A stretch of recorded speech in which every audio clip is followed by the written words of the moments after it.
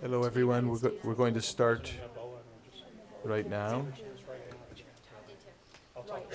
I would love to hear. Thank you so much. We appreciate everyone being here today. It's an honor to host Office of National Drug Council Policy Director Sara Carter to Arizona. During my time in Congress, I enjoyed working with Sara as she relentlessly shared the sad realities of open border policies on our nation.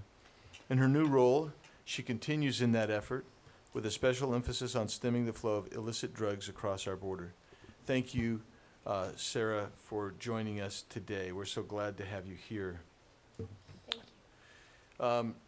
We have also in our audience today, we have representatives and senators from the state legislature. We have Quan Nguyen, John Kavanaugh, Nick Cupper, Lisa Fink, Karen Warner, and we also have, am I missing somebody?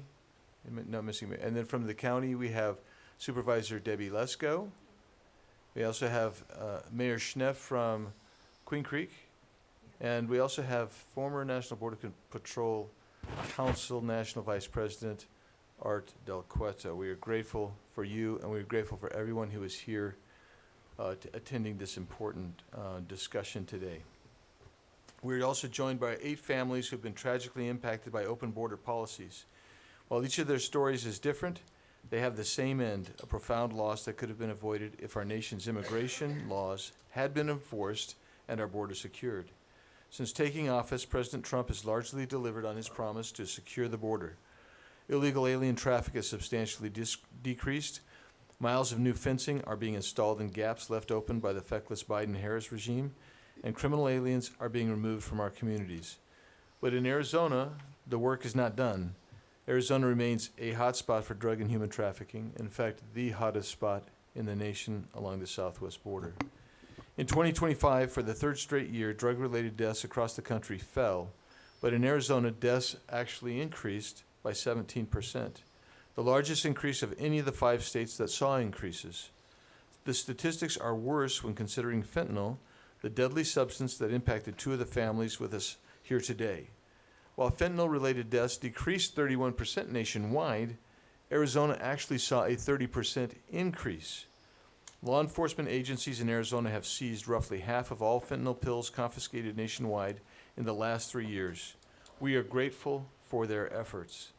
While serving in Congress, I've been persistent in trying to educate my colleagues on the realities of the Arizona border. My team and I have led countless trips to the border for more than 6 members of Congress, introducing them to Border Patrol agents like my good friend, Art Del Cueto, who often served as our guide, angel families like Marianne Mendoza and Steve Ronenbeck, who is not with us today, but Marianne is with us today. I also introduced them to Arizona sheriffs, local nonprofits, local hospitals, border ranchers, and I believe that education was successful as the House, maybe for the first time, passed an immigration bill that did not include amnesty, H.R. 2. But the work isn't over. There's still more to do. For instance, the Senate has not taken up our H.R. 2 bill. I am grateful today to the families who've joined us, who will be sharing their stories. I am grateful for their advocacy in trying to protect other American families from similar tragedies. I'm grateful for their courage. I'm grateful for their willingness to share what certainly are painful feelings and emotions. It's now my honor to introduce my friend, the ONDCP Director Carter. Director Carter. Thank you so much for having me here today, although I wish I was never here.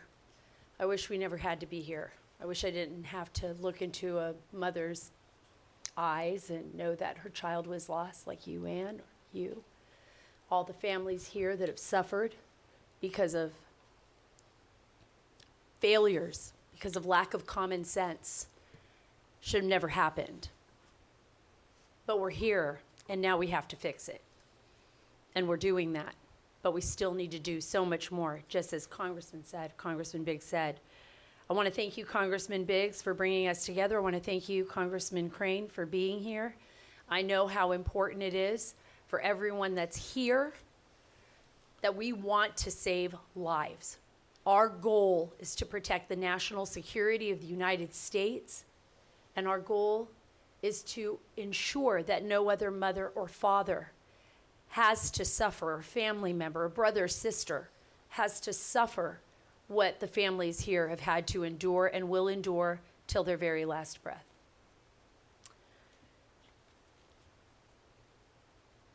It is an unimaginable pain. The loss of a child is the greatest heartbreak anyone can suffer. I'm a mother of 6. I can't even imagine that, and I have grandchildren too. My heart is with you all. I cannot imagine the void that the loss of your child left behind in your lives. Though nothing I can say here today can heal those wounds, what I can do is promise to honor their memory through action. Because in truth, many of you did not just lose a child. Your child's life was taken by criminals and terrorists waging a chemical war on our nation. I am proud to say our nation stands more committed to defeating the drug crisis than ever before. Day after day, we make progress toward realizing our vision of a healthier and safer nation. Over the past year, overdose deaths have dropped nearly 14%. And that's number changes. We go month to month to month. But from the highest point, where it was over 112,000 overdose and poisoning deaths in the United States, we are now at 68,000. So we are under 70,000. It's still not good enough. But it's still 13,000 lives saved. And while that progress is historic, we still have a long way to go, especially here in Arizona, which is one of the few states where overdose deaths continue to climb.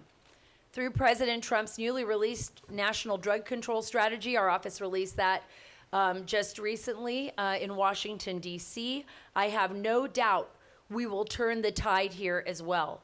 But as we do, we need your voices. You are the most powerful advocates for prevention and continued action. The stories of the children you have all lost are powerful and haunting reminders that no one is safe. My promise to you is that we will never stop fighting. We will destroy the cartels responsible for poisoning your children, and we will realize our vision of a healthy and safe nation in which a drug-free life is the prevailing norm.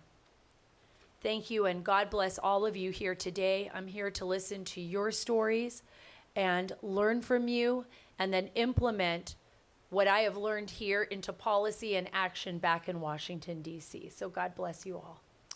Thank you, Director. We are so grateful that you're here, and we've been in various places in the state today learning about this problem.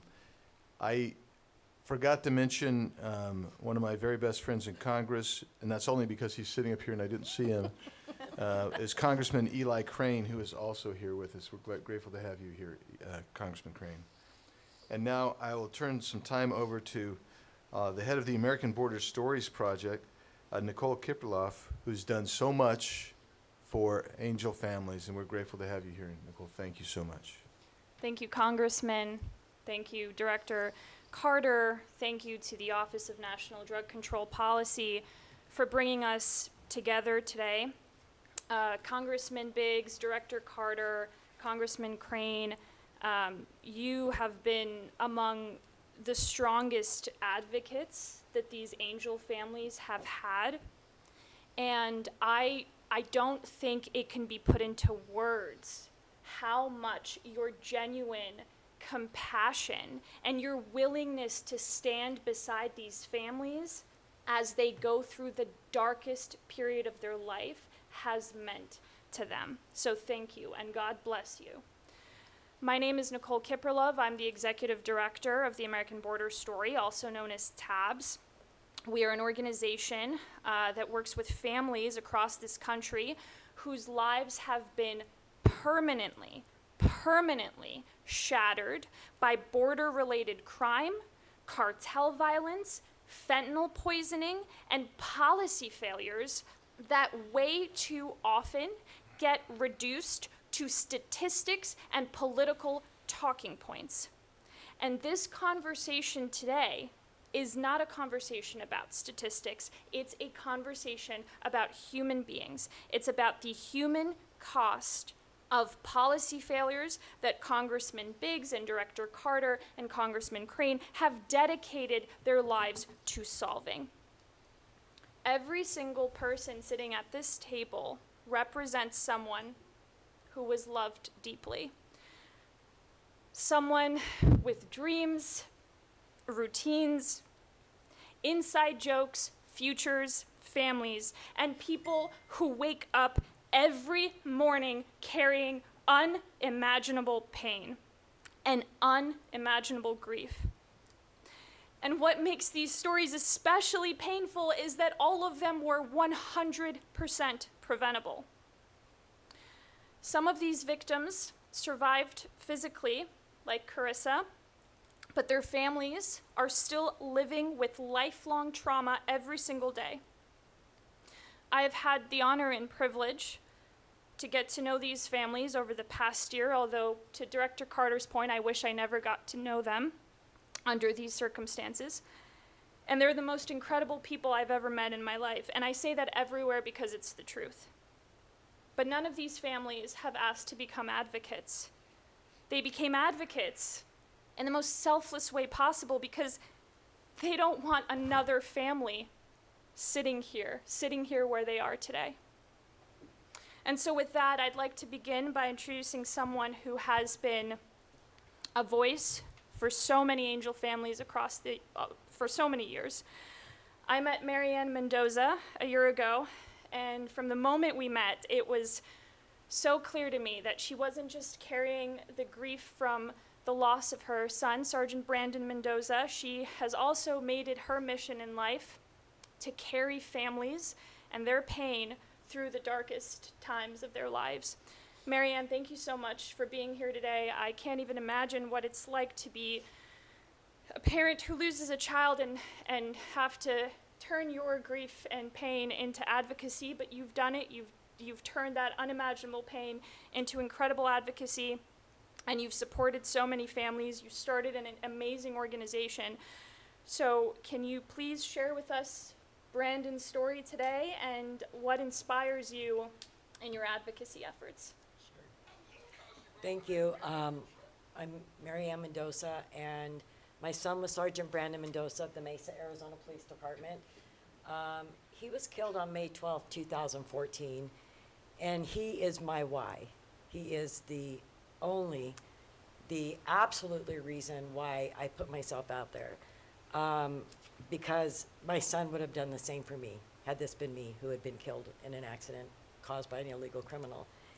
Brandon was on his way home from work, and an illegal criminal, repeat illegal criminal, had been fighting with his wife all day, high on meth, 3 times the legal limit drunk, back and forth between his wife's house and his brother's house, fighting, arguing, and every time they all just let him they kept letting them get into the car and drive. And so Brandon was on his way home from work in the early morning hours, and this illegal had driven over 35 miles the wrong way on our freeways here in Phoenix, in the HOV lane. And he ended up on a blind curve in the HOV lane where the 60 goes on to the 10. Brandon never saw him coming, and this illegal ran into Brandon going 104 miles an hour head on. My son was removed from his vehicle with the jaws for life. They realized from his pants, because he didn't have his uniform shirt on, that he was a police officer. They were frantically trying to call. I got the knock on my door at 3 a.m. in the morning from the Mesa Police Department, please come with us, and we immediately went down to the Maricopa County Hospital. That moment completely changed my life. Brandon was the most fun-loving, compassionate, caring man, police officer that you ever would have met in your life. I was amazed at how many people came up to me at the funeral, after the funeral, telling me he was my best friend. I mean, gosh dang, man, Brandon was best friends with so many people. But that was just his personality, and he was assigned to an area in South Mesa that was overrun with drug dealers and illegals and homeless people, and he went down there and cleaned the area up and became an advocate for those people in that South Mesa neighborhood, and ended up getting the park completely cleaned up where the families can go there now, barbecue, play softball. There's a baseball field in the middle of the park. It was renamed the Mendoza Ball Field in his honor with all the advocacy work that he had done down in that neighborhood. I didn't only lose my son, the community lost an amazing police officer who cared about everybody. As recent as 9 months ago, I got an email from somebody who finally found my email address and told me about a kindness Brandon had done for them during his years as a police officer. So all these years later, you know, I'm still getting messages from people. So I knew he was amazing myself, but let me tell you what, I found out so many things that he was doing in our community and for people that I had no clue about. So Brandon is my why. There was no reason, if the 287G program had been in place up in Colorado, this criminal never would have been allowed. You know, he was charged with stuff. He didn't show up for his court date. He ended up going back and forth across the border. They finally caught him at one point coming back. They took him back up to Adams County, Colorado, and the judge gave him a slap on the wrist and said, be a good boy and have a nice life, and let him go. And he ultimately ended up here in Arizona killing my son. So Brandon is my why. It didn't need to happen like that. I do want to mention two other families. I want to mention Brian Terry, who was a Border Patrol agent, and he was killed on December 15, 2010, by some guns from the Obama administration that ended up in some bad hands down in Mexico. So Brian's death has really, the Terry family has never really seen justice for what the Obama administration did with this Fast and the Furious situation. But Brian was a former military man, a former police officer, and then became a Border Patrol officer. And it's absolutely disgusting and sickening to me that that's how he ended up losing his life. The other one I want to talk about is Grant Ronnebeck. Grant Ronnebeck was assassinated in a QT market. A repeat illegal criminal, a disgusting man ended up in there, dumped a jar of change out on the counter and told Grant, I want some cigarettes, and Grant was trying to count the change, and the guy pulled out a gun and just point blank shot him in the face. Stepped over his body, grabbed a bunch of packs of cigarettes, and walked out of there. It took many, many years for this criminal to see, for the Ronnebeck family to see justice, but Grant's killer ended up dying in prison. Wasn't it last year? Yes. Yeah, he ended up dying, so the Ronnebeck family is finally at peace. But these are three of your fellow Arizonans who were killed unnecessarily by illegal criminals and illegal activity, and God bless them all. Thank you. Thank you, Marianne, for telling your son's story, and also Brian Terry and Grant Ronnebeck. Grant's story became part of a push behind Grant's law, legislation aimed at ending the catch and release failures that contributed to this tragedy. Congressman, you introduced that legislation and have been fighting for it.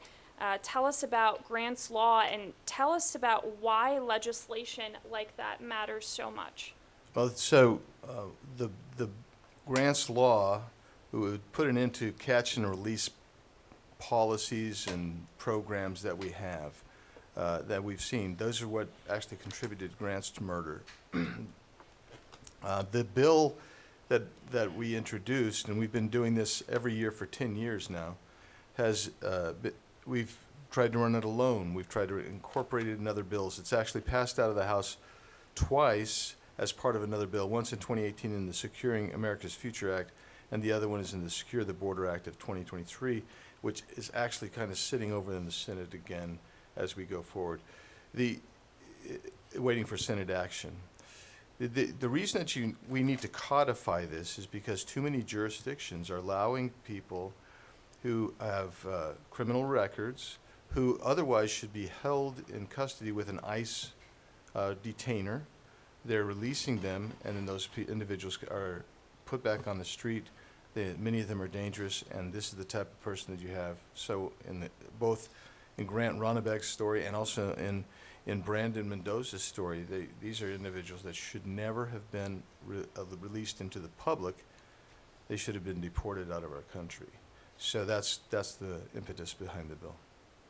Thank you, Congressman. And we'll hear shortly another story about how a repeat offender with an extensive criminal history was let out and ended up committing murder. So this is a very common occurrence. So thank you, Congressman, for fighting to end that atrocity. Next, I'd like to introduce Doug and Patricia Quets to share the story of their son, Nicholas Quets, a U.S. Marine, murdered by a brutal cartel attack. I had the pleasure of spending dinner last night for about 4 hours with the Quets family, and it was incredible. I just recently met them. They're incredible people, and what an incredible, amazing family, and just how knowledgeable you guys are and how you've thrown yourself into learning all of the policies, and again, that selfless advocacy. So please tell us about Nicholas. Nicole, thank you for that introduction. Good afternoon. My name is Patricia Quets, and I'm angel mom for Nicholas Quets. I'm standing in front of you today just trying to find the courage and the strength to tell you about the most painful aspect of my life as a grieving mother. I'm not a polished politician. I'm not a subject matter expert, but I'm a vulnerable mother. A mother who has felt firsthand what cartel violence can do to an innocent family and communities. I'm a mom on a mission to create awareness and positive change. I pray that God will work through me and my family to give Nicholas the voice he deserves. We have all heard the horrific stories about the impacts of cartel crimes, including fentanyl, human trafficking, human rights violations, murders, tortures, rapes of innocent women and children at the hands of criminals who have been unleashed on our streets. These people live amongst us. But today, I'm here to tell you the story about how my innocent son, Nicholas, was murdered in cold blood by ruthless cartel thugs. When he crossed the border for a weekend beach trip, on December 18th, 2024, my son was ambushed by 25 armed cartel members in 11 different vehicles. They chased him for 7 miles.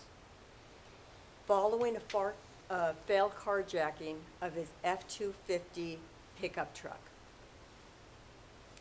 This truck had Arizona plates on it.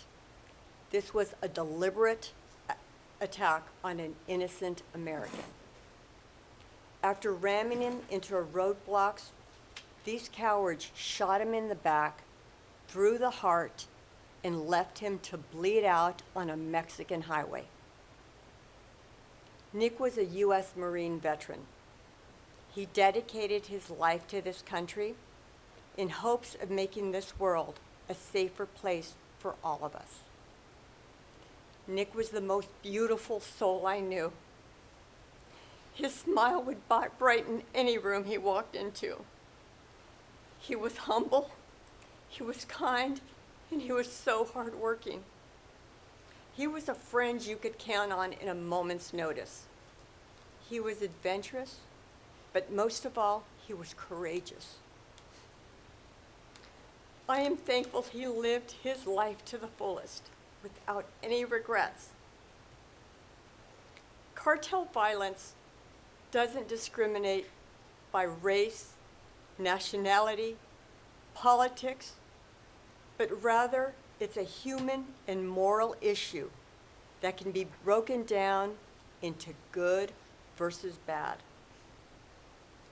The cartels are multi-billion-dollar organizations affecting everything north and south of the border. When we allow these cartels to get rich off of human suffering, They destabilize both the United States and Mexico. After 4 years of open borders, our country has been flooded with the worst of the worst. People other countries refuse to keep. This is a reality that's occurring right under our nose. We are afraid to think about it, and we are more afraid to act on our own behalf. Ignoring it's not going to make it go away. I live with this suffering every single day. This is not a political issue. This is not a border issue. This is an issue of national security. We are blessed that we have a president willing and able to fight for the American people and put our security first. On Inauguration Day, President Trump signed Executive Order 14157, designating cartels foreign terrorist organizations, a promise he kept to our family and our son, Nicholas. It's time to protect our families. It's time to protect our children. I myself had the luxury of turning a blind eye to what was occurring in my own backyard. I believe that if I worked hard, if I was the best mom I could be, that I would somehow be immune from this evil. But I was wrong. I'm a woman of faith. I thank God for 31 years that God lent our son to us. We are truly blessed to have 31 years of beautiful memories. I'm reminded of Psalms 23. Even though I walk through the darkest valley, I will fear no evil. For you walk with me. Your rod and staff, they comfort me. Our militaries, they work tirelessly to defeat and protect our great nation. We are privileged to be home safe at night while sending our children to school to make their lives a better life. That's the American dream. But mine was stolen. I refuse to accept that my son lost his life in vain. I believe his work on this earth was not complete. If I stopped for one moment to even think about how my son was murdered, I would literally die from a broken heart. I refuse to allow this to be my story. I will use this passion to share his light and memory. If what I have to say stops one family from feeling the pain that our family is feeling, my job has been done. As Nick's mom, I owe it to Nicholas and every family that has been destroyed by cartel violence to speak out. It is my hope to give victims a voice. As stated by Gandhi, be the change you want to see in this world. Thank you. Thank you, Patricia, for telling your beautiful son's story. And please know that you have already saved so many lives, and you're already changing the world so much. All of you are. You know, it's interesting. You said cartel violence doesn't discriminate, and I think that's been one of our core missions at the American Border Story, is to ensure that the American people know and understand that these types of crimes, open border related crimes, they don't discriminate. It can happen to anyone. Doug, I actually wanted to ask you a follow-up question. What would you say is something you want Americans to understand about cartel violence that often gets missed in headlines and policy discussions. And obviously, Director Carter, you've been fighting these cartels for so many years, even before you became director at ONDCP. So this question's actually for both of you. Ma'am, go ahead and then I can follow up. Look, it's a change of mindset. I hear these stories across the nation. This isn't just Arizona. It's every state I go to. It's every parent I meet that walks up to me and says, either my kid was killed by a pill that they thought was something else and they were poisoned, or it was adulterated. The drugs that they were taking had something as bizarre as medetomidine in it, with a rhinoceros tranquilizer. I think for so long, and I've said this, and I've said this all day today, this is America's longest war. It's just that we didn't realize we were in the war, right? A lot of us were worried about in the beginning when of course people were dealing with substance use disorder and addiction. They didn't want to talk about their family member who was using. Everybody was kind of quiet. We had the opioid crisis, and people were struggling with that. They didn't want to talk about it. They hid it. And then the Juarez cartel came in when the pills weren't being pill milled anymore, and then they started providing heroin, and then we didn't pay attention to it, and our communities were suffering and dying, and our people were dying right in front of our eyes, more than we could even imagine. Like even if we were talking about war, Congressman, you brought this up, and I bring it up all the time. The numbers, Congressman, being a special operator. I mean, with the Navy SEALs being out there in the front lines, like my husband. How many times do we watch the news and there'll be like 5 U.S. service members killed in Iraq, 10 U.S. service members killed in an attack, 1 killed in We are losing over 100,000 people every year. The majority of them, some of them didn't even know what they were taking. The majority of us weren't even paying attention. Go to a community like in West Virginia, coal mining community. They're telling me 65% of the children in here are being raised by somebody other than their parents. Well, why is that? Because the majority of their parents are in prison or in jail or they're dead. And these kids have to raise themselves. You lose your son. Why? Because these cartels, these foreign terrorist organizations, right? Finally, we're naming them what they are. Chase him down and murder him in cold blood without even a care in the world, and leave you and your family and our nation to suffer and pick up the pieces. Weston died. And you're going to tell your story. Because he was poisoned. We have to change our mindset. This isn't victimless crimes. This isn't just about addiction. I talked to a parent, Perla from California, who had to go after the drug dealer that sold her kid the pill because the cops were like, oh, he OD'd. It's a victimless crime at that time. No, it's not.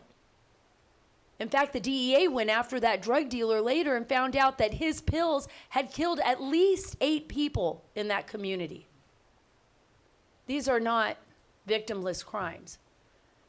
So, to answer your question right here, it is a change of mindset. This is irregular warfare on our nation. Our adversaries are taking advantage of it. The cartels are taking advantage of it. They are massing hundreds of billions of dollars off of the death of our citizens. And now it requires each and every one of us to be the service members, the troops on the front line of this fight. Because if we leave it up to just Washington, D.C., and I feel so blessed to be working in this administration for President Trump, I tell you, I will work day and night. I will not sleep. I will do whatever it takes to help you fight this fight. But if you're not on the front lines with us, if you're not the army to fight for your children, then the cartels are going to win. Because they're just waiting for that. They're just waiting for that. That's what they count on. They count on us getting exhausted and moving on. They count on Washington moving on. So it is a change of mindset. It is the reason why our national drug control strategy is thinking outside of the box. We're looking at emerging threats so that we can stay ahead of the threats. We're shutting down that border. And you know, with this executive order, the designation of foreign terrorist organizations has given us the resources and the authority to go after these monsters with the might of the whole of government, including our military. Look, they knew exactly what they were doing when they picked up the weapons and they were selling the drugs to our kids, and when they murder with impunity. So they know exactly where they're heading and what we will do with them. And that was a promise. That is a promise from President Trump. That is a promise from our administration, because it doesn't see politics. It doesn't see economics. These deaths are across our nation. And together, I think, like, being here and listening to your stories really is empowering, because it tells each and every one of us, it could be my kid, it could be my family member, that if we don't pick up and fight together, that we will only have ourselves in the end to blame. We have now been told the truth. Now it's up to us to do everything we can to save lives. So, Director Carter, thank you. So, I mean, it's impossible to really clarify any better than what you did, but I wanted to say thank you for what you're doing and to acknowledge, first of all, Representative Biggs, who 6 days after my son was killed, Andy Biggs, I'm not his constituent, I live down in Tucson, was the first elected representative, besides Juan Ciscomani, my own representative, actually put his hand on my shoulder and said, let me guide you through this.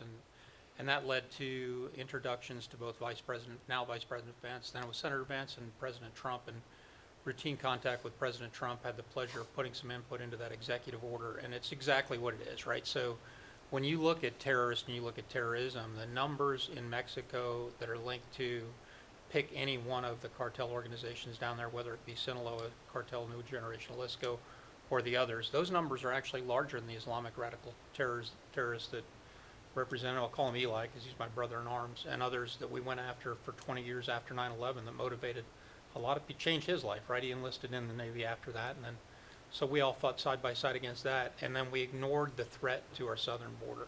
And then we ignored it enough to where it came up, and it's now a threat along all the border states. And as Patricia beautifully said, it's a national security issue. It's not a border state issue. And for us, I will say that, you know, plenty of representatives said Nicholas's name.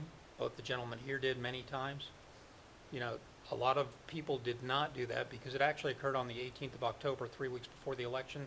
So it was politically inconvenient for many people to say it. And even some of the representatives here that market themselves, not in this room, but in our state, that market themselves, refused to take up the cause. So gentlemen, I want to thank both of you for what you did for it. Ms. Carter, you know, and those that don't know Ms. Carter, her husband, also a decorated veteran who's paid greatly. Her family suffers through this too. But to the question, right? I mean, and I want to just talk about this for a moment. Nick was identified as an American when they chased him down. I'm convinced that they probably identified him. They knew where he was. The plates were clear, and they were emboldened enough to target an American and shoot him in the back. Think about the cowardness of that and the boldness and the brazenness of it. That occurred because we set up a policy under 4 years of open borders and before that allowed people to think that Americans were touchable and that anything could happen and they could get away with it, right? So we suffer from that. And you know, when we look at the cartels, and Patricia beautifully stated it, and the thing I can't understand is when people say, you know, we talk about the difference between illegal and undocumented labor migrants, and you can define them however you want. Those undocumented people that people think they're defending actually suffer at the hand of these people 100 or 200 fold what we do as documented people. So you're not doing anybody any favors, right? To reinforce our borders and to understand where we are, know who our population is, that's essential. And it's essential all over the United States, but it's particularly essential in places like Arizona, California, Texas, New Mexico, where we have that land border. And you know, people that mistake the migration problem and think it's Mexicans coming up here for economics, that's certainly true in some cases. But the number of special interest aliens, if you take time to learn about the border and the number of identification cards that we find discarded just on the other side of the border, so people come in here, identify don't know who they are, we've accepted a threat. And when we look at the world today, and we look at where we are with Iran for President Trump and the risk of that man who we all know has been 3 attempts on his life that people talk about, who knows how many more, right? I mean, he's a hero and he's a friend of mine, so I can't say enough about him, but we now have people in from the Middle East that we can't identify, don't know where they are, and they're havens, and we have those issues too. So this is much bigger than Arizona. It's much bigger than all of us. It's a national security issue, and in fact, a global security issue, because you have people like Ron Johnson, President Trump's appointed ambassador to Mexico, who's working with the Mexican government, because, you know, the average Mexican, and if you talk to people inside the United States, and although they may be portrayed one way, they're very pro-President Trump and very pro these actions because they're getting control of security. Those are the people that suffer the most from it, and so they're there. But I do want to thank you, Nicole. Nicole's got a great organization. I don't think it receives enough credit, and they struggle for funding and they struggle for everything else. But what a mission you have, Nicole, and so I want to thank you for it. You know, Sarah, for you taking time out of, you know, what was an amazing career and doing this for the good of the government, and then, you know, God bless you gentlemen for doing elected office. I mean, I know that's a calling that few have, and you do great at it. So I'm going to say thank you. I'm going to wrap it up there, but and I do want to say one last thing, and I apologize for that. I can't tell you how proud I am of my wife. So this is 19 months into this, right? And so for the first, we will never, and we learned this on our journey of grief, if there is any healing at all, it's really scarring, right? So you're never going to recover from this. And the sooner you embrace that, it's better. But this is my wife's very first time actually speaking in front of a group of people in this setting to talk about this, about our son, and the emotional toll that takes on a person. And for the dads out there, and you know, I'm blessed with an incredible daughter who just graduated from law school and is actually a captain in the U.S. Army. So our family is a family of service. But when moms lose a child, that's just something that you cannot understand unless you see it. And, you know, Andy was Representative Biggs up here, right? And so he lost a child last year to cancer, and we were talking about that. And when he lost Cosette, he said, yeah, I saw it coming, so it's not as hard. I disagree with you, sir. I'm sure they're all rotten. But, you know, the call we got at midnight on the 18th of November, I hope nobody ever gets it. And if things like this and the acts we take in taking back our government at the state and national level prevents other people from doing that, I'll do whatever is required, and our family will. So you gentlemen have our support. Ma'am, thanks. Thank you, Doug. Thank you, Patricia. I'd now like to introduce Fernando Basurto. Fernando's grandson, Fernando Jose Basurto Jr., was only 18 years old, just days away from graduating high school, beginning his future in the United States Air Force, when he was murdered by an illegal alien with a lengthy criminal history who had actually been released very shortly before the murder. Fernando, thank you so much for being here today and being willing to share your loved one's story. Would you please share with us about your grandson? Thank you. Before I share our story with you, I want to thank Congressman Biggs, Congressman Craig for being here and hearing our story. When this happened to us, we live in Tucson, we went to Martha McSally. Martha McSally was in the office. We talked to the aide, told him what happened to us. We didn't know what to do. We didn't know where to go, nothing. He went back there, talked to her, came back, and he says, she will not see you. Okay? And I told her, I'm her constituent. She will not see you, and if you don't leave, we're going to have to call the police. That's what I got from Congress. Okay? So, we are Fernando and Laura Basurto. We're the grandparents of Fernando Jose Basurto Jr. I'd like to start by describing you what kind of a young man my grandson had become. Fernando was an 18-year-old who had his entire world in front of him. He was 1 week away from graduating from Walnut High School, which is located in California. He had already enlisted in the United States Air Force. He called me to ask me what I thought. for a branch, and I told him join the Navy or the Air Force. They live better. I retired from the Army, okay, and we were still in war. I had been there, got the T-shirt, so we talked him into it. Both my sons were in the military. They were in the Army.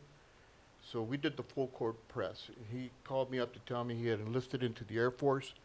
6-year enlistment. He was going in as an E3. He was going to be a MP. His plan was, while I'm in this Air Force, I'm going to go to night school. I'm going to get a degree in law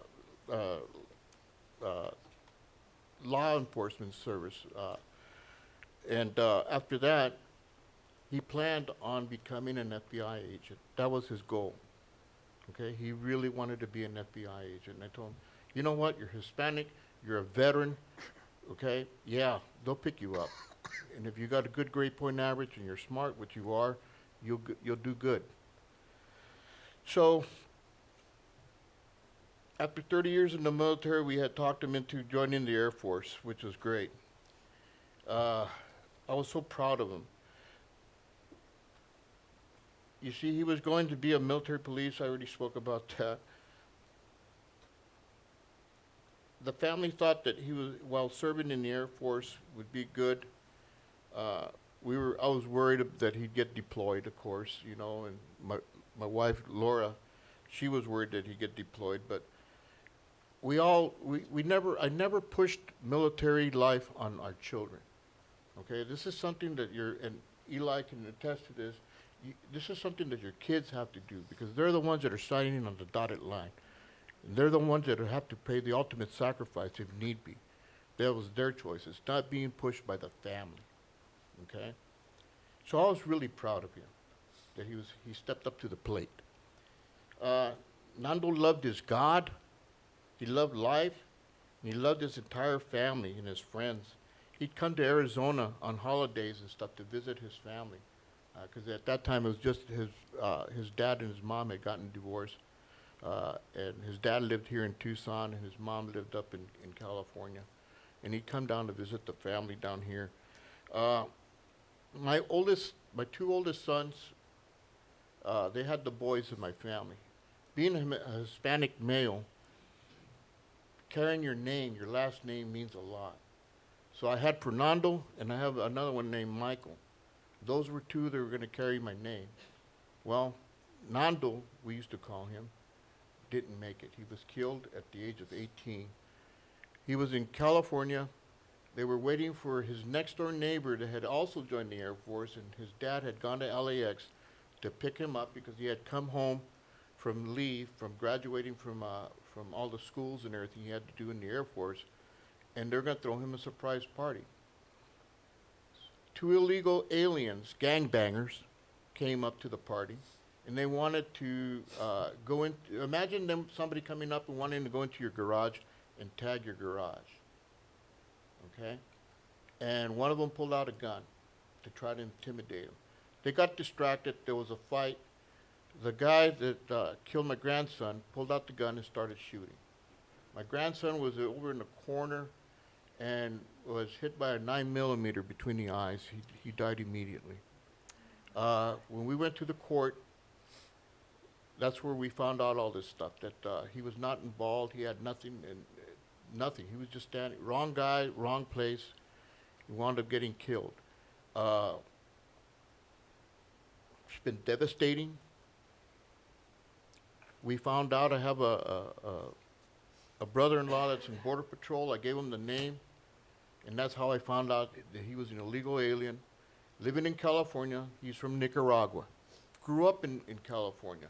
The parents don't speak a word of English. Also from Nicaragua.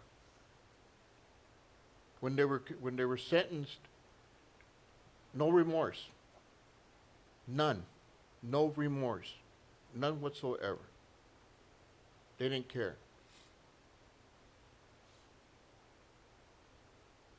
California and their sanctuary cities, this is what it has caused.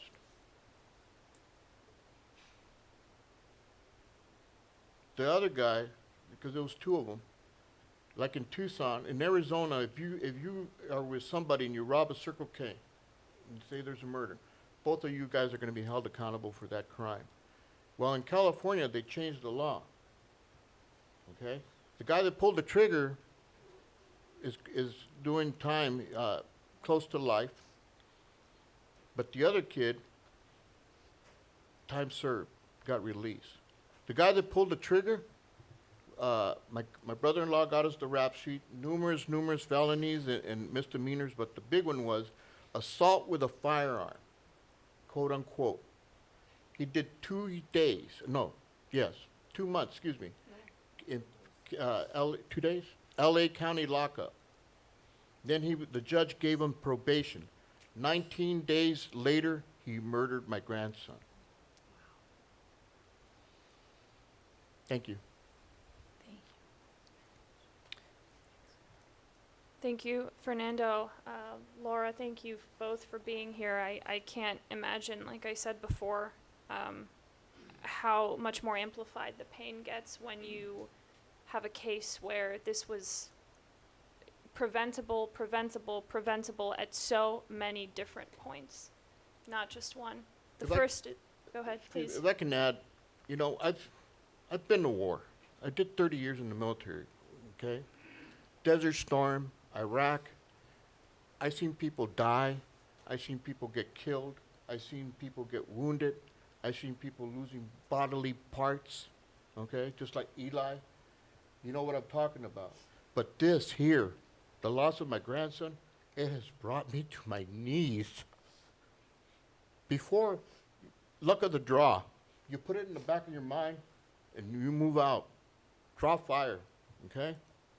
Put it in the back of your mind. Put it away in that box in your head, and that's it. Keep going. The mission comes first. But you know what? This has brought me to my knees. Thank you. And the way you've been failed repeatedly by the system. When we started the American Border Story a year ago, I had never met any of these families. I had heard of them, didn't know there were so many. Hundreds if not thousands.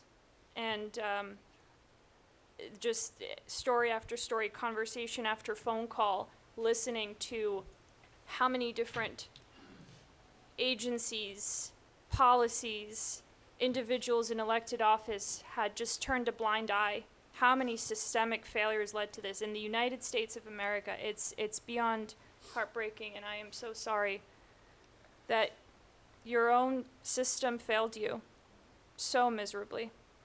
Before I introduce our next speaker, I'd like to also share the story of Shaylee Estes. Her mother, Shannon Estes, couldn't join us here today, unfortunately. Shaylee Estes was a 22-year-old young woman with, again, just like Fernando, her whole life ahead of her. She was actually a student at Arizona State University.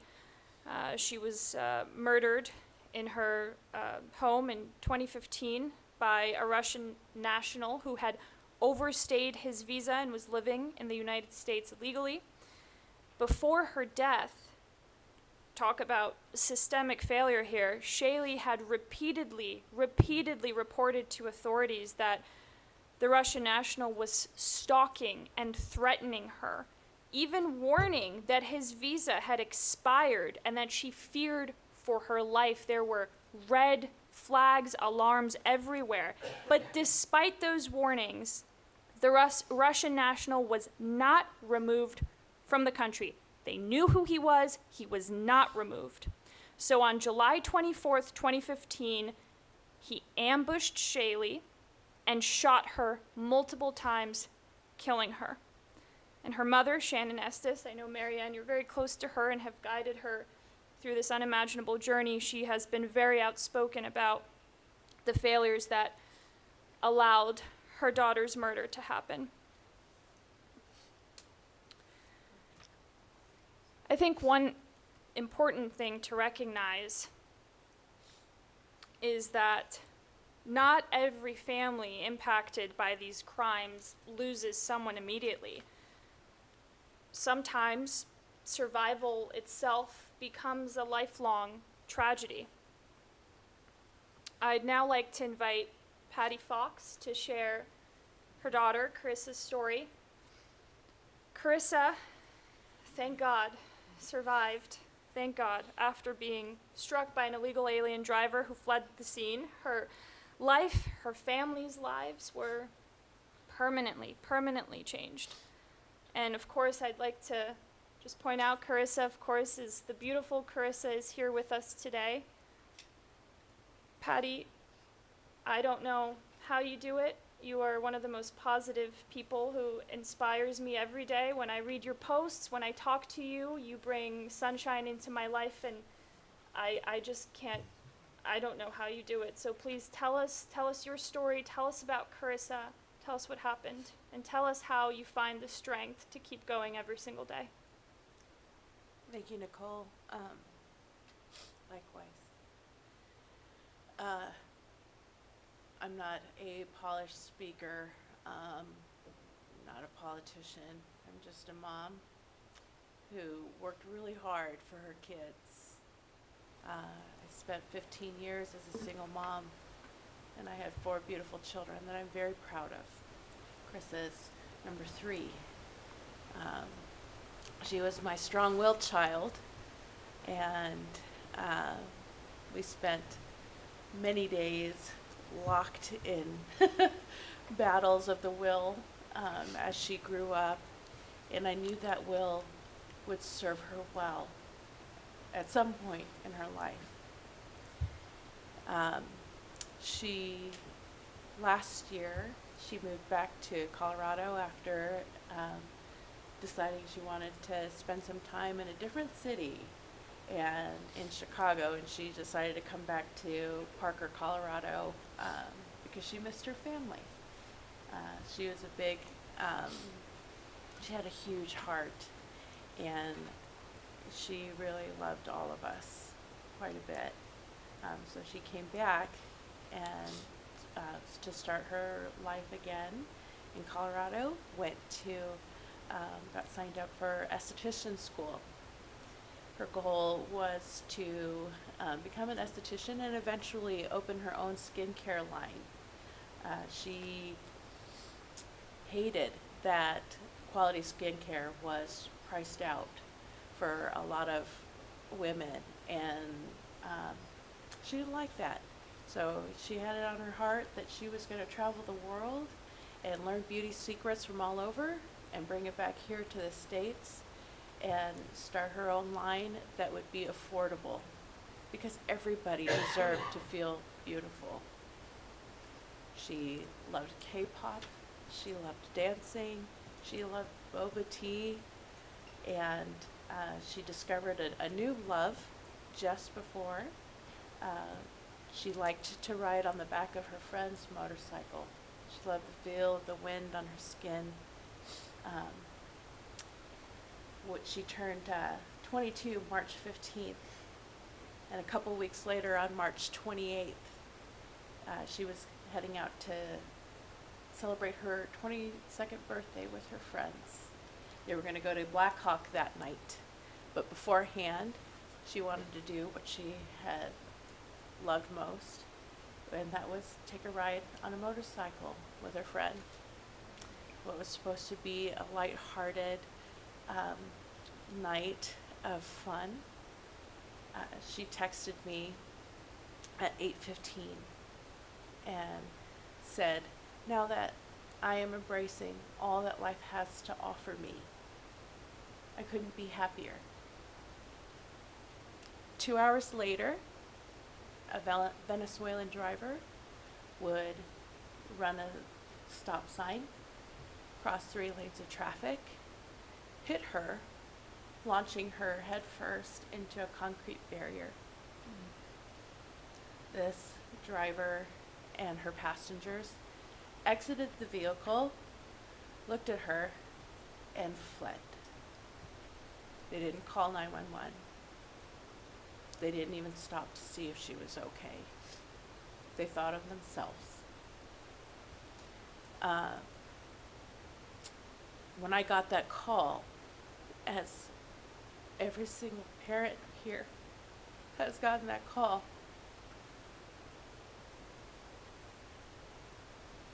your heart stops. You can't think. You can't breathe. And all I heard them say is, she's sick. Get here. We got to the hospital and they told us that she needed to be wheeled away for emergency surgery. They removed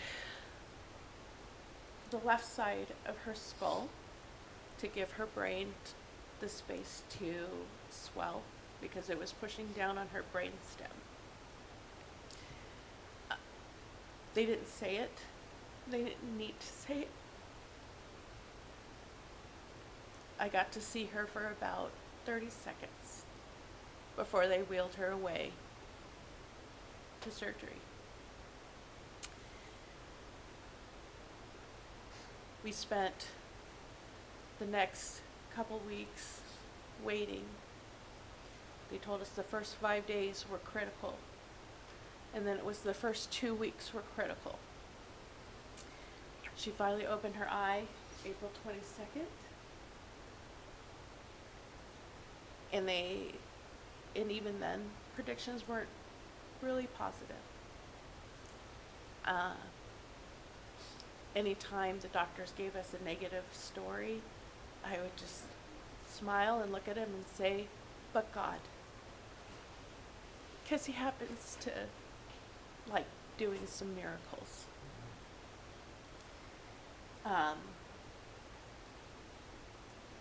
When we found out who hit her, she had turned herself in on March 29th. And after making several phone calls, as the police report would eventually let us know, she was released less than 48 hours later on a $500 bond. They got the arraignment without informing the victim's advocate and without informing the district attorney, and argued that this person was not a flight risk, even though she had already fled the scene once. She was free to continue her life and go about her time while we waited to see if Carissa would even survive.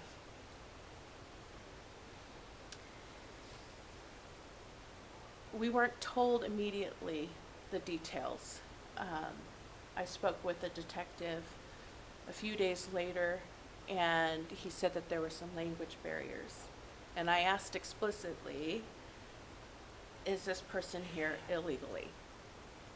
The detective said, no, she's a citizen. They're all citizens. We didn't receive a police report for quite some time, and when we finally got one, it was heavily redacted. It had a visa number. Why does a citizen have a visa number? We didn't get we didn't get answers to those questions. It wasn't until September that we were informed that ICE had entered the conversation. Why was ICE involved? We still weren't getting answers. We were told it's just not good for anybody to be on the radar these days. So avoidance, avoidance, avoidance of the truth. When Valeria, the person that hit her, received her 7th continuance because the DA had offered a plea deal and she needed to find out how it would impact her immigration status. That's when I finally called Victims Advocate to find out what was going on. They didn't know Carissa's status. They didn't know her condition. In the police report, it states that the doctors didn't think that she was going to make it. And nobody called. Nobody called, nobody checked out on her, nobody asked us any questions, nobody gave us any answers. We found out in November that the driver, through verbal confirmation, was not here legally. And then that was it. we had no resources, we had no answers where to go from there. At that point in time, I, like many other angel families, took matters into my own hands and began reaching out to anybody and everybody who would listen. Finally, Lips of TikTok got a hold of our story, and they did some digging. They confirmed that Valeria, the driver, had entered the United States illegally in 2023 under the Biden administration and came to Colorado because of Colorado's sanctuary policies. It was after that I was introduced to the American Border Story, and they changed everything. Prior to that, we were alone. Prior to that, we were isolated. Prior to that, we were just a bunch of bigots, mad, because my daughter got hurt by one individual. And here I was out trying to punish an entire population because of just one individual. That was what we were hearing from friends, from family, from loved ones that we trusted. When we went out to DC, and I finally met other families, and I realized that we weren't alone, and I looked around the room and I saw immigrants, I saw citizens, we were all Americans.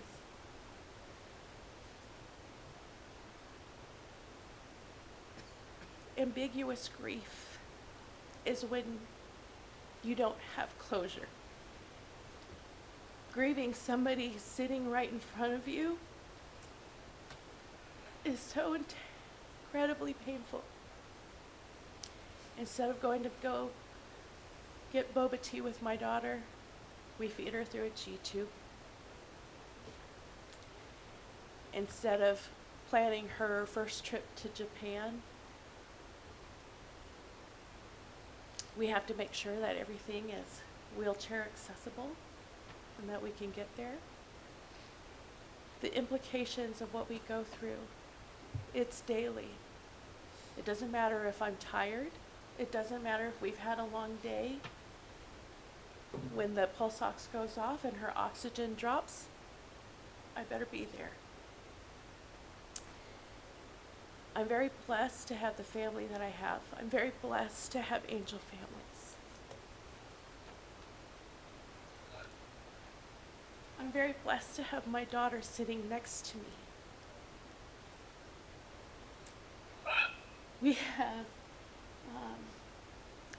We've not been acknowledged by very many Colorado congresspeople or politicians. So the fact that you have people here in Arizona that are willing to stand and fight for you, it's so very precious. When I went to DC to speak at the judiciary hearing, Laura Wilkinson just hugged me and said that she was so sorry and that she's been fighting for 10 years. And I know Mary Ann and so many of you have been fighting for even longer.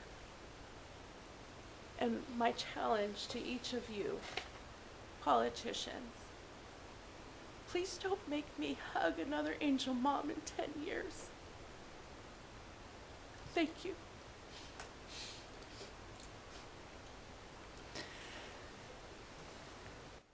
Just so everyone understands what kind of person Patti is, and everyone here, Mary Ann and everyone, I cannot tell you how many messages I receive regularly from them asking, what can we do to help you?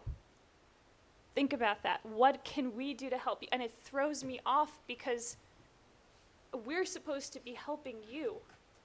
Just the amount of selflessness that you guys have and the strength you have to speak out and your willingness to support others in the midst of the most unimaginable pain. It's hard to wrap my head around it. So we've heard so many stories of families who have been impacted by violent offenders crossing the border. And I want to also talk about the families who are devastated, and entirely torn down by substances trafficked across it as well. Fentanyl, as the director mentioned, has become one of the deadliest threats American families have been facing. Under Biden, overdose deaths, I said this wasn't about statistics, but this one is very important. Overdose deaths under Biden climbed to the highest in U.S. history, 112,600, the highest in U.S. history. First, I'd like to introduce Karen Griffin to share the story of her son, Tyler. Karen, thank you so much for being here. Please tell us about Tyler. Tell us about how long it took to find even a shred of justice and how you find the strength to be such a strong advocate for other families. I'm very honored to be here, Nicole. Thank you so much. And Representative Eli Crane and Congressman Andy Biggs, Sara Carter, Director. This is a real privilege for me. I have notes here, but I'm about to throw them all out because I just want to tell you about my son and share some things today that I really haven't shared openly. My Tyler was loved by everyone. He never knew a stranger. He was a justice warrior from the time he was little. He was always out to save the underdog. He was elected president of his student body in high school, and that high school was the most culturally diverse high school in the state of Washington. It flew 41 flags. He loved all different cultures and nationalities. He was especially drawn to Latina and Hispanic young ladies, dark hair, brown eyes. He was very blue-eyed, blonde. He moved to a section of town to bone up on his Spanish because he'd met the love of his life, whose second language was English, and he wanted to be closer to work. He'd been working 60-hour jobs, 60-hour at his job, 60-hour weeks, excuse me, I'm a little nervous. But, and he got an injury at work.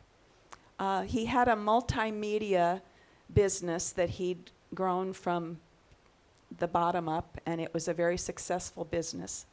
He graduated from the Walter Cronkite School of Journalism and was in the press like you guys and was also an anchor person. He embedded himself. They say he was the first to do this. I think he's one of the first, so I want to be specific here. He embedded himself with the Border Patrol right out of college, overnight, night goggles and all, when they were going after drug runners from Mexico. And his story won 2 awards. One was a national award, and they used his footage for many, many years, talking about the border. He was an incredible human being, loved, like I say, loved by all. Fentanyl was not a household word when he was murdered. Very few people even knew what fentanyl was. He passed away about the same time Brandon, Marianne's son, passed away. It was just not a known drug at the time. And he knew better. He was 38 years old. He knew about drugs. He was not an addict, but he was tired. He was in pain. He just suffered this injury where he had 2 scars from his wrist down to his elbow. It was a pretty intricate surgery. It was during COVID, and his father had just gone through radiation treatment for cancer, and he was unable to get into his doctor's office. He had moved from Washington State to start a business here, and his next door neighbor was the stepson of his landlord, who was a dental assistant and had access to medication. And so this young man had told Tyler, "Oh, I understand you got an injury, you're having trouble sleeping." We'd seen him the night before and had a wonderful conversation with him. He said everything was going great. He looked forward to having lunch with his dad again the following week. I was going to be out of town. And he said, I'm just having trouble sleeping. I can't get comfortable. This next door neighbor offered him a pill, and it was all on Tyler's phone. He said, "I understand you can't sleep. I've got something for you." And Tyler assumed that it was from his stepmom and that it was like a Tylenol 3. It was even mentioned in the text, "This will help you sleep." Well, it helped him sleep all right. He never woke up. This was during a time that autopsies and medical examiners were taking a lot of time because of COVID. And we didn't find out for 3 months that he had enough fentanyl in his system to kill 3 men his size. Found out later that this guy had a record a mile long. He was only 19 years old. He'd been going to Bible study with my son. And this is what these guys do. They prey on the vulnerable. They work in groups, and they find out who is the most vulnerable among us, and they offer them a pill. My son is a 1 pill can kill statistic now.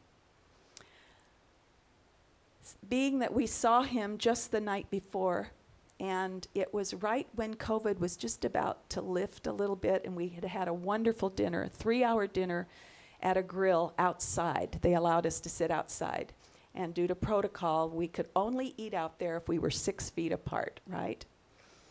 So he went home, and he'd gotten a message from this guy on his phone. Being that we'd just seen him, and he was 38 years old, we didn't call him every day. We didn't check in on him every day. He died that evening. In the wee hours of the morning. He'd been talking to the love of his life, the lady he was going to marry, who is a middle school teacher in Nogales. And she was the last one to speak to him, and she said, he just sounded tired and just wanted, and he stopped mid-sentence. And we know that that's exactly the time he passed away. Well, he was in that room for 4 days. And when he didn't show up for lunch with my husband went to his duplex, to his home where he lived. And he's the one that found his body, along with a call had been made by people in the vicinity that there was a terrible smell.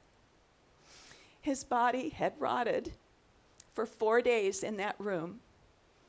And his next door neighbor knew exactly that he was in that room. That's how sick this was.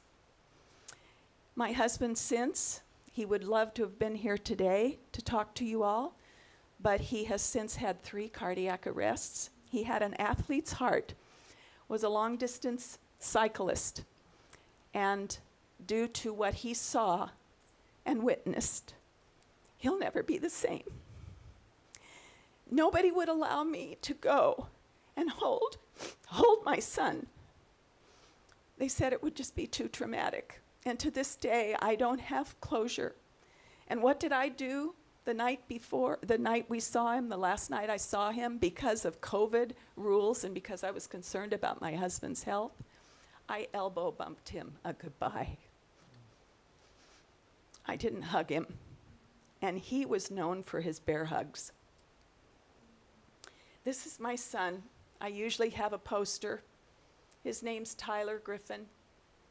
He was an incredible human being. And now my passion is to help families trying to incarcerate people. Tyler's case took 1,175 days to get his killer convicted, not of murder, which is what the assistant county attorney wanted to go to. He wanted him to be convicted of murder. It was a maximum sentence of 12 years, no parole. From accepting his case to the grand jury hearing, and ultimately through a dozen-plus hearings just to get to the sentencing phase.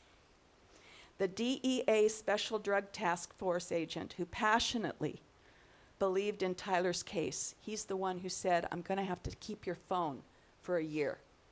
This is the proof we've been waiting for.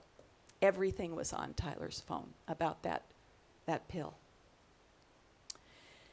Because the evidence was so strong, he wanted it to be a murder conviction. He took it to our notoriously soft on crime Pima County attorney, wanting that murder charge. Initially, his case was accepted as a drug trafficking charge. We said, okay. She put the felon on parole. So he was out and about with his little pills, saying they'd keep an eye on him, but 2 weeks later, she threw it out, leaving this scumbag free to peddle his fake pills. I want to interject something very important here. He's not an illegal citizen, but he's an anchor baby. His mom was a meth addict who came here illegally and gave birth to him 20 years prior to Tyler's death. He was in cahoots with the cartel. He'd been back and forth across the border I don't know how many times. One thing that was missing in Tyler's possessions, and he was meticulous, he was very, very organized, was his passport.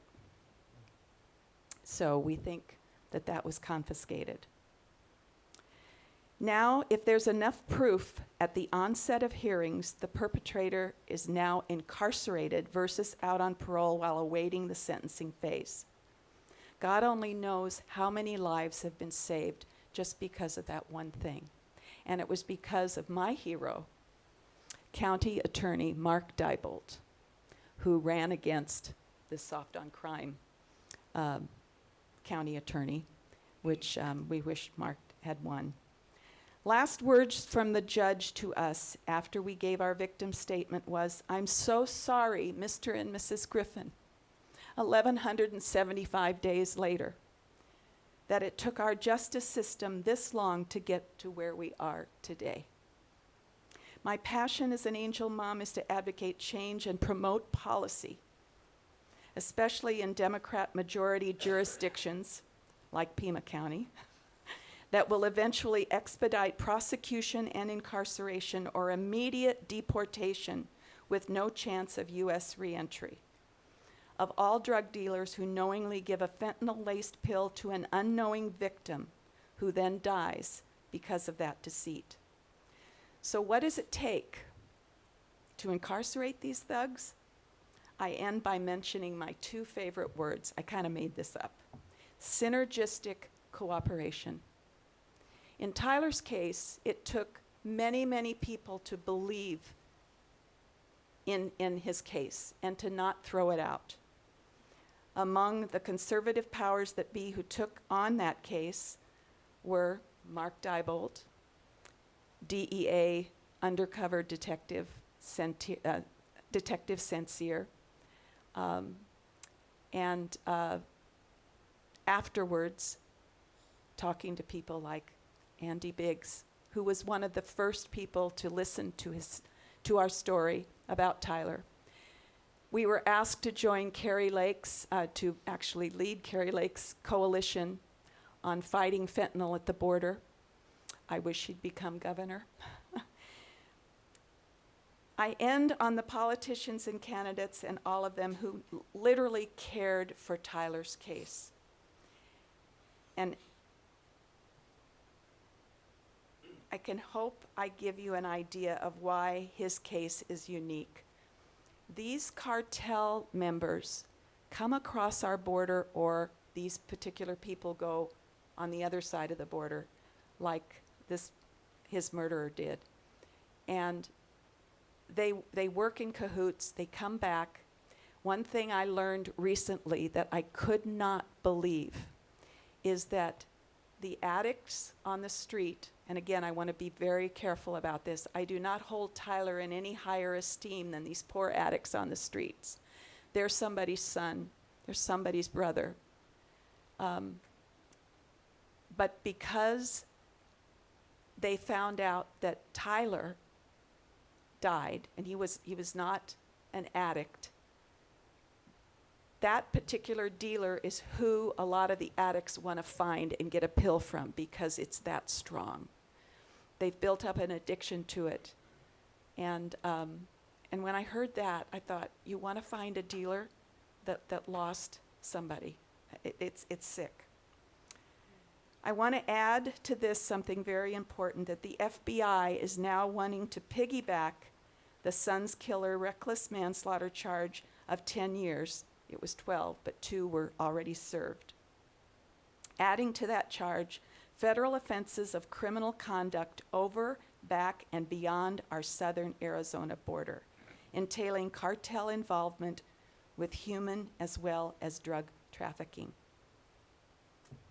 Thank you so much. Thank you, Karen, for sharing Tyler's story, and I can't imagine what you went through those 1,175 days. It's atrocious, to say the least. Now I'd like to introduce our final speaker, Ann Fundner. I've gotten to know Ann over the past year. She's absolutely incredible. And since losing her son, Weston, Ann has become a national voice, warning families about the devastation fentanyl is causing across the country. Ann, thank you so much for your advocacy and your strength. And please share Weston's story with us today. Thank you, Nicole. Oh my gosh. Thank you, Nicole. I have a picture of him, but I can't pull it up right now.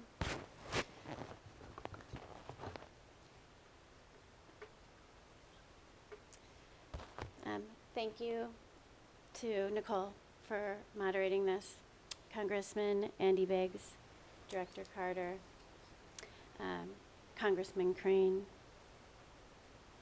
distinguished guests, and all of my angel family, brothers and sisters. Thank you for letting me speak here today in the Arizona Senate room. My name is Ann Fundner. I am a wife and a mother of 4. And I am not a policy expert, but I'm here as a mom whose world ended on February 27th, 2022, when my 15-year-old son, Weston, was poisoned by a quarter of a counterfeit Percocet.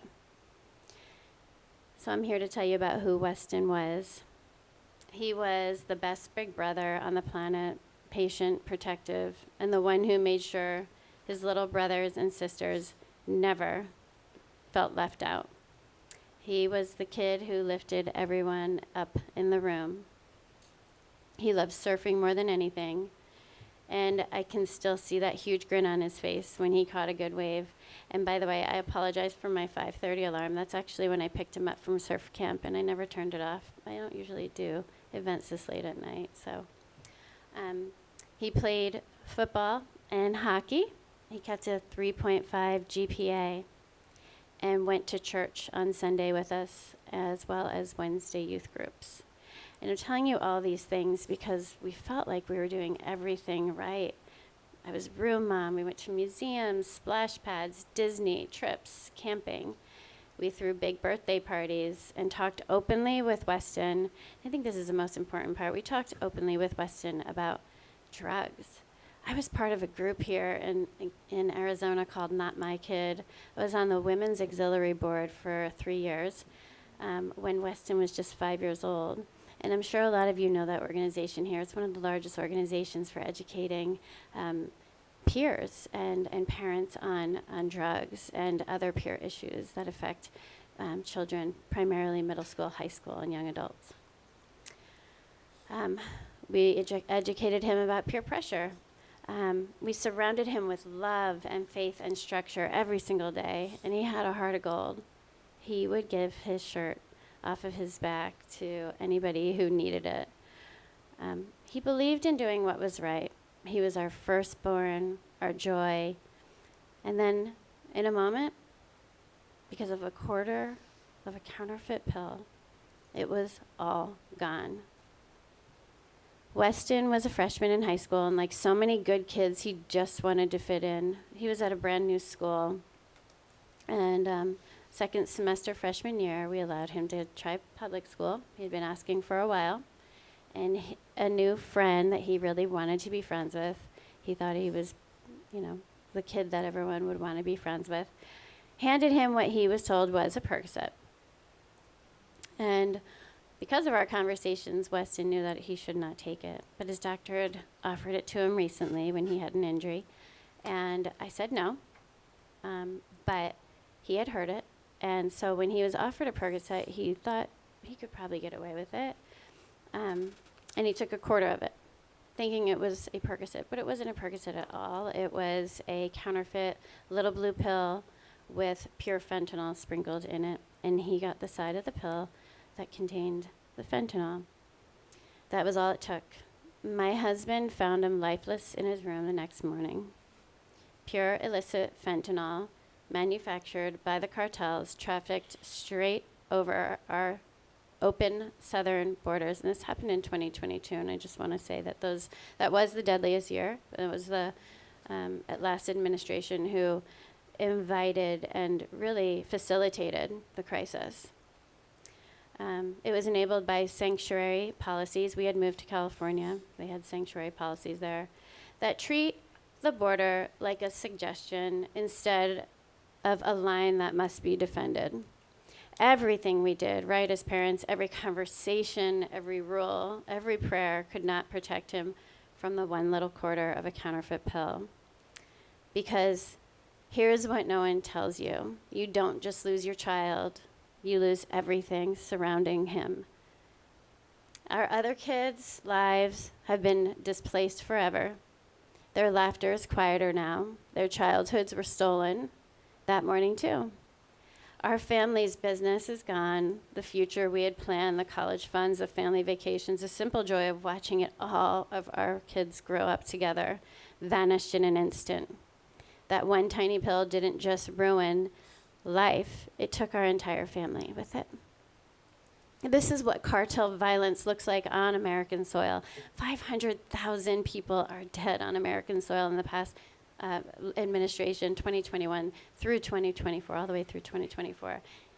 The same cartels that terrorize Mexico used our open borders as a delivery route, and they flooded Arizona and every other state, California, and all 50 states with death because they could. And sanctuary policies and open border decisions made that possible. And Director Sara Carter, you have fought this. You have fought this without stopping. And I just am so grateful for you. I know I tell you that so much, and I always want you to know how grateful I am.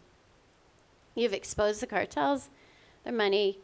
You're searching for all the broken policies and the human cost, and that is why it's so important that we all stand with Director Carter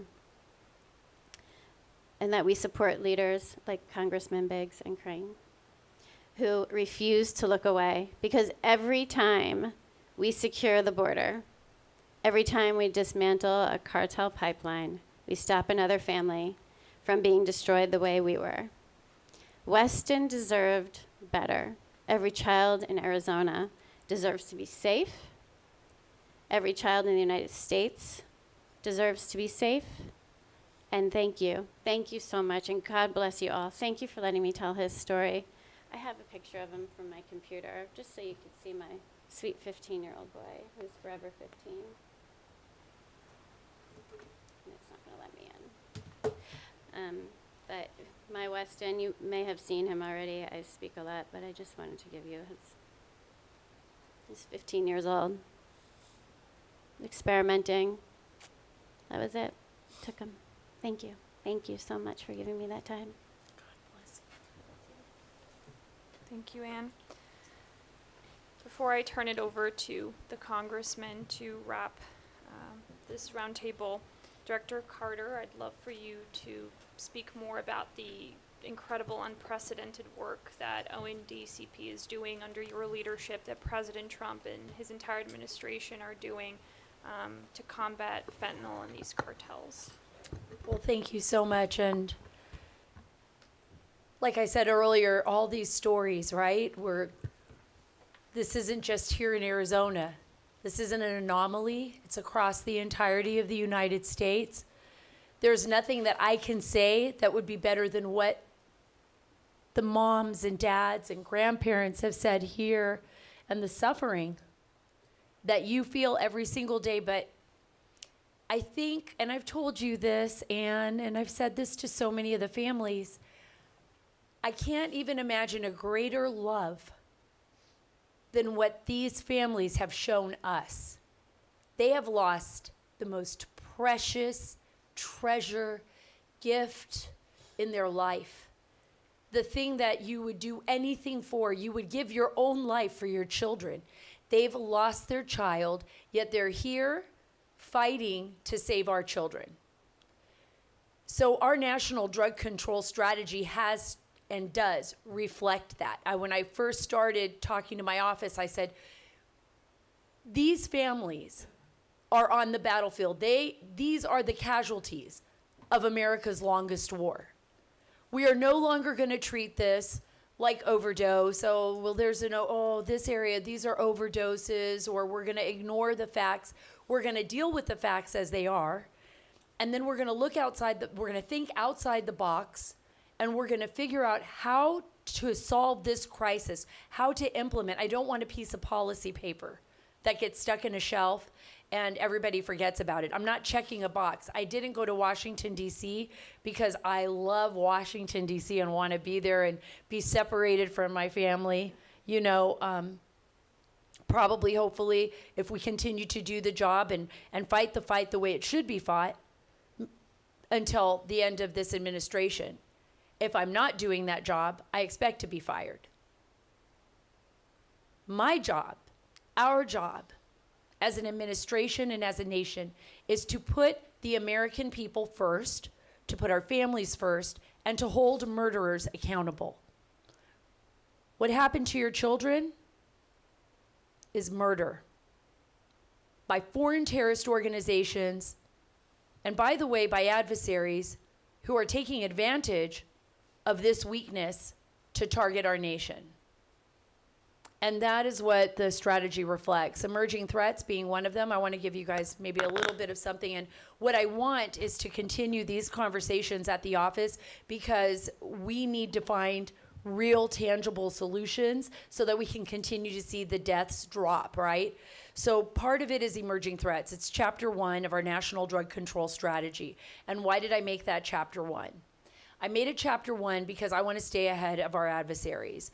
We are doing something called, and probably some of you have already heard about this, is wastewater testing at sanitation sites. We're not invading people's privacy. We're not going to anyone's home. We're not testing any.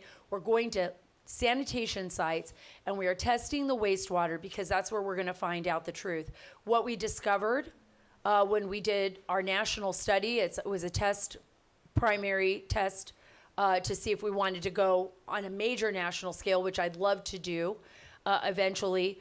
We discovered that medetomidine was on the rise. What's medetomidine? It's rhino tranq. That's what they call it on the streets. Rhinoceros tranquilizer, because it's made for large animals, similar to xylazine. Xylazine's also for large animals.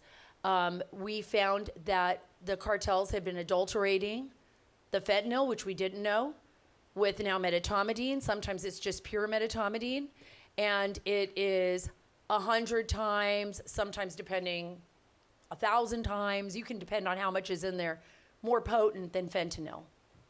And it's deadly. So we were able to send a warning immediately with the CDC, the first time in the history of the Office of National Drug Control Policy, across the United States, to inform doctors and first responders that this was out there, to keep an eye out for it. So if somebody was ODing, if somebody came in, if we weren't able to Narcan them back, test for it. Let's find out. So we were able to get the information out there, not only to the hospitals and to the first responders, but to the American people. This is very important. We also see a rise in orphines. Cyclorphine is another one. We are staying ahead of our adversaries and ahead of the cartels. And we are cutting off the cartels at every choke point, meaning they can't get it across land. They're going to try to get it in by air. They're going to try to get it in by drone. They're going to send it through the U.S. mail. We are hitting them at every single choke point. I was just in Puerto Rico. We had a massive operation in Puerto Rico with our United States Postal Inspection Service, along with our Homeland Security Task Forces. That is a cooperation with the DEA, FBI, everybody. We got so much fentanyl, over 20 pounds of fentanyl in the mail. I can't even begin to tell you how many kilos of cocaine going through the U.S. mail. Xylazine going through the mail. And through our port system, and weapons. Weapons, I couldn't believe how many weapons we were able to seize in that operation. It was absolutely incredible. Another very important point, and these are tangible things that we can do. We are not only going to go after the cartels and cut the heads off the snake like we did with El Mencho, you know, with CJ&G and of course Victor Avila, who's here, works with me and my team. We've talked about this, Victor, and Art, you and I have spent time on the border. How many times have we gone, you know, out there on the border before I came to office? But one of the things that we were talking about is going after and getting those extradition warrants and bringing even the politicians from Mexico that are involved with the cartels here to face justice. Right? But we're also going to hit them financially. And I can promise you this. That blood money that has stolen the lives of your family, we are going to do everything in our power, and we are going to make this happen. We're going to pull the rug out from underneath the cartels, and some of them are going to get up in the morning, and they're not going to know where their money went. They're not going to be able to pay anyone for anything because they're not going to find their cash or their money. So our job, empowered, thankfully, by President Donald Trump, is to dismantle and destroy these cartels. This isn't about drug addiction solely. We have to deal with the demand side, and we are dealing with that. Our office is focusing on that. But this is, and I'm going to repeat again, America's longest war. And every single American citizen and every single family member and every mother and father, we're not going to cry anymore. We're going to cry, but we are going to use those tears to fight back. They have never met a more fierce enemy than a mother or a father who has lost their child.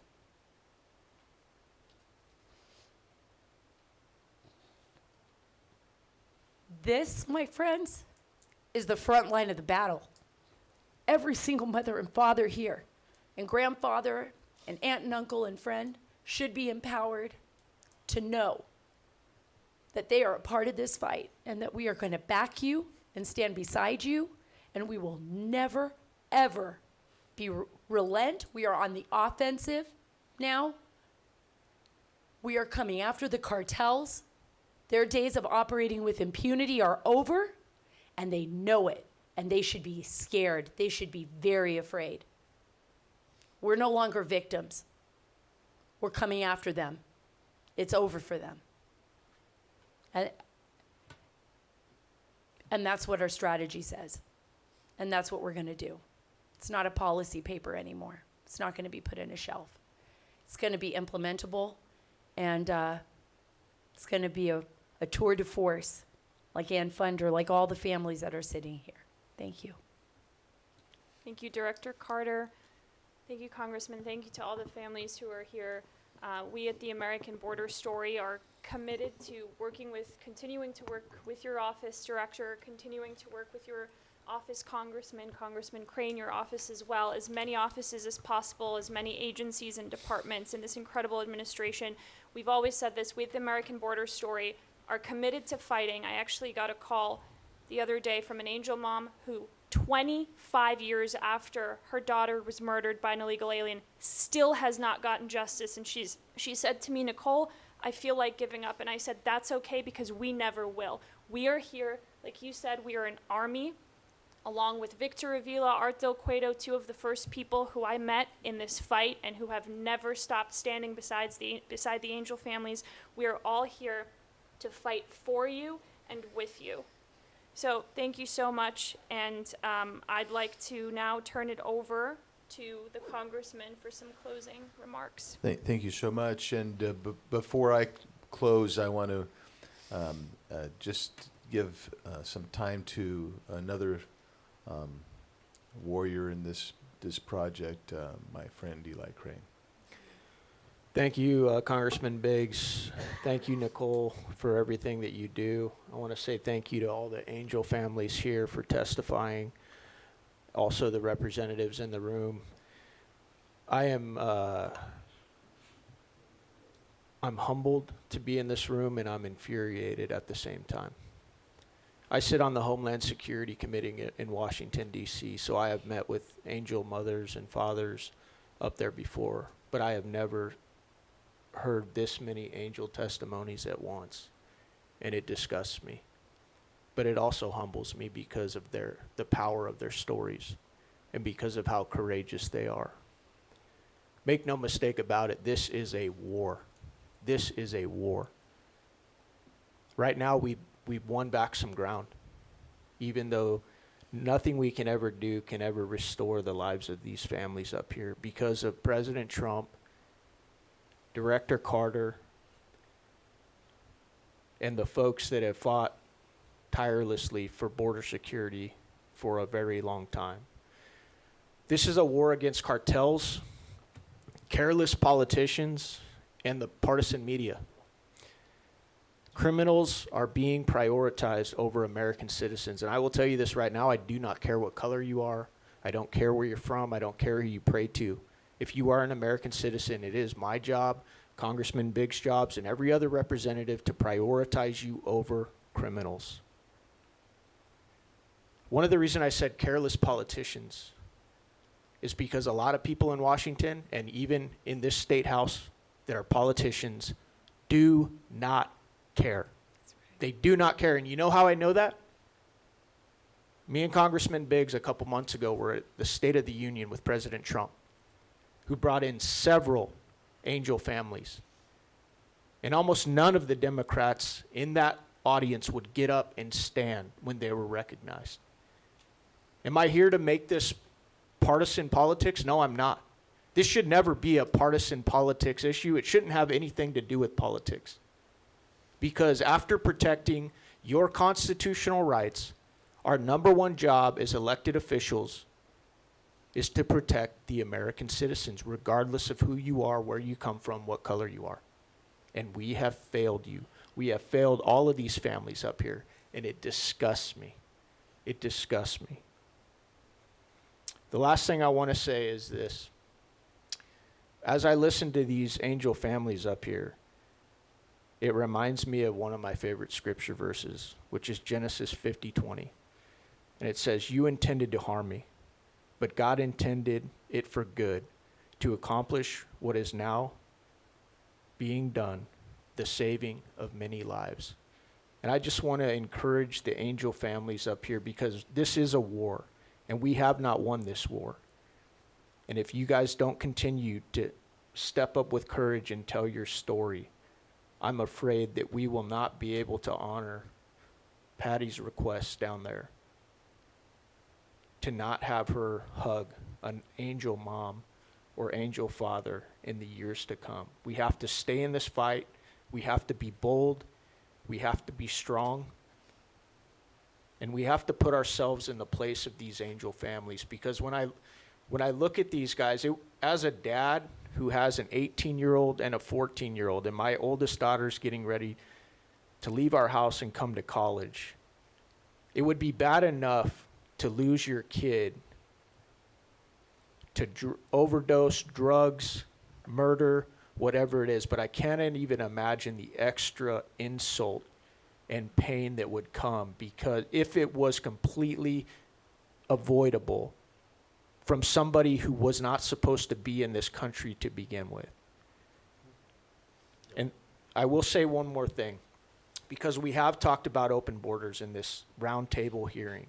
We've also talked about sanctuary cities.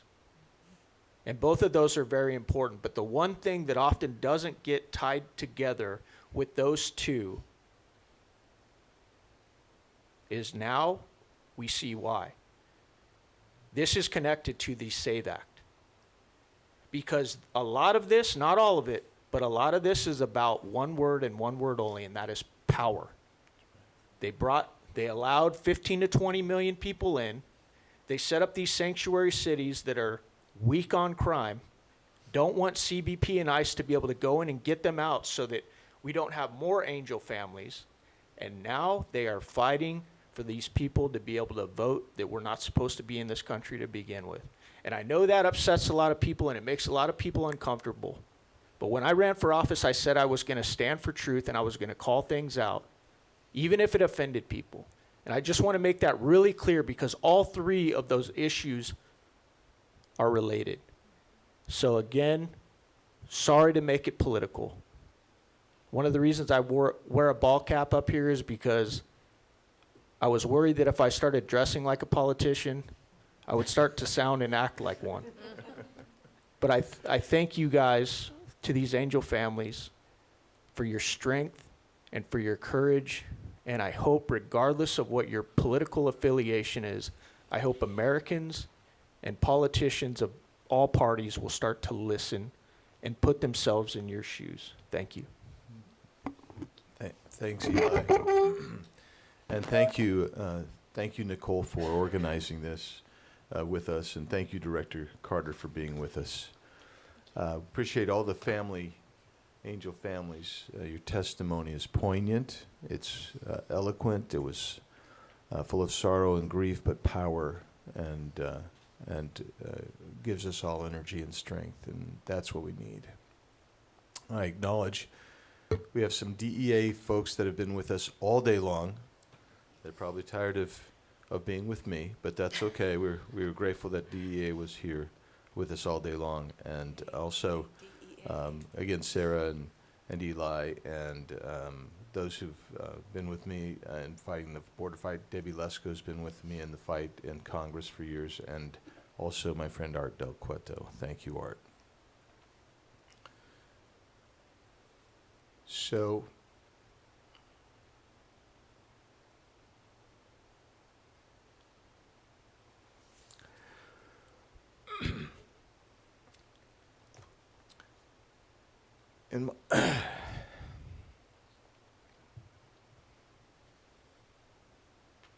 I'm as pissed as Eli is.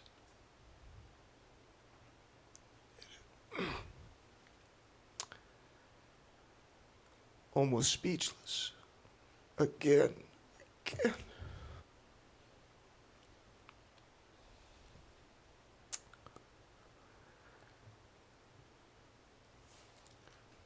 How do you deter the bad guys when you reward them?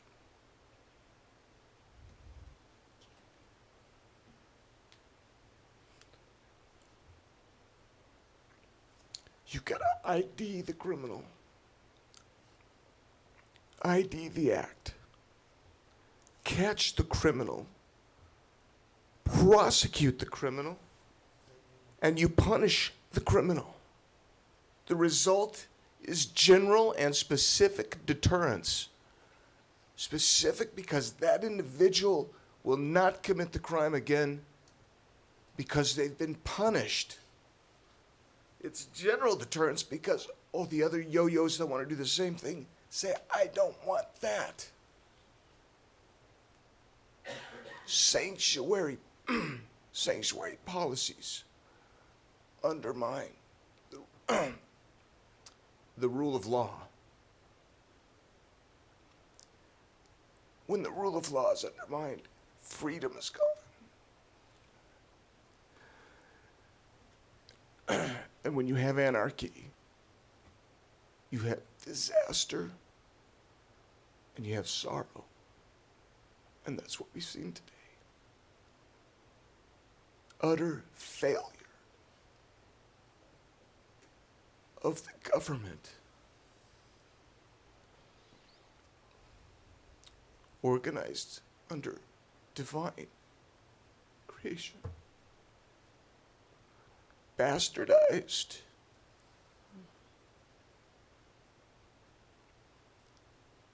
and adulterated. It's a word that Sarah uses a lot. Contaminated by wicked people. So not only do we have to cure that, I'm going to give some specific things that I think need to happen. We have to stop the financial profit and the financial motive of these evil people. And that means you seize bank accounts. It means you tax southbound remittances. Because even if in the ostensible most innocent way, it is facilitating cross-border illegal activity. You extradite people on the other side of the border, and you leverage extraction and compliance with that extradition through financial strictures on the government that is protecting these barbarians. You enforce southbound traffic as well.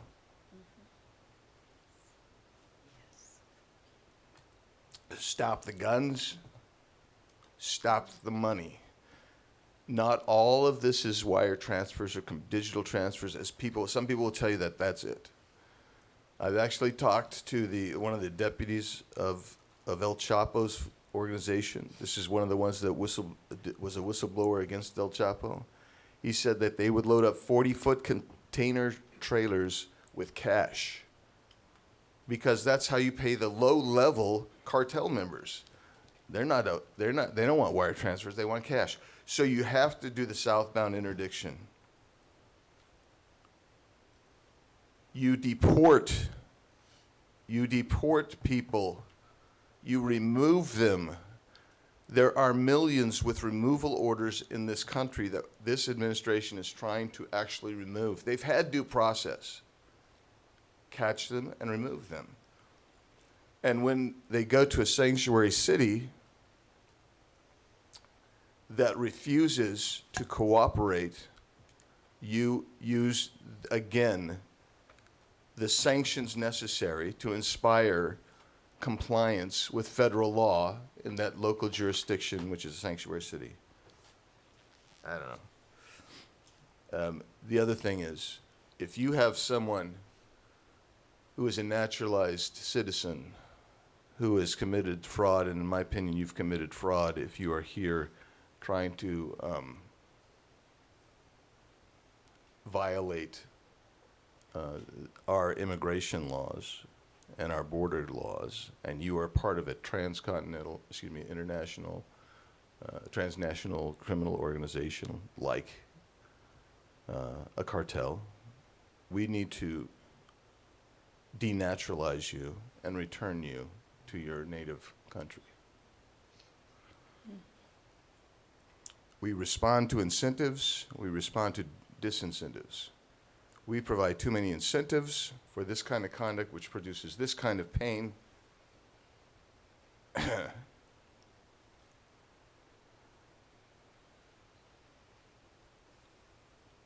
And, well, I guess you can tell I'm pretty pissed.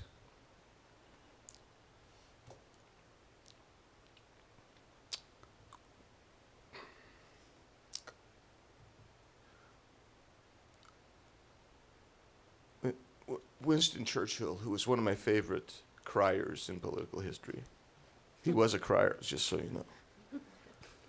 But he also said this: never give up. Never give up. So let's win this.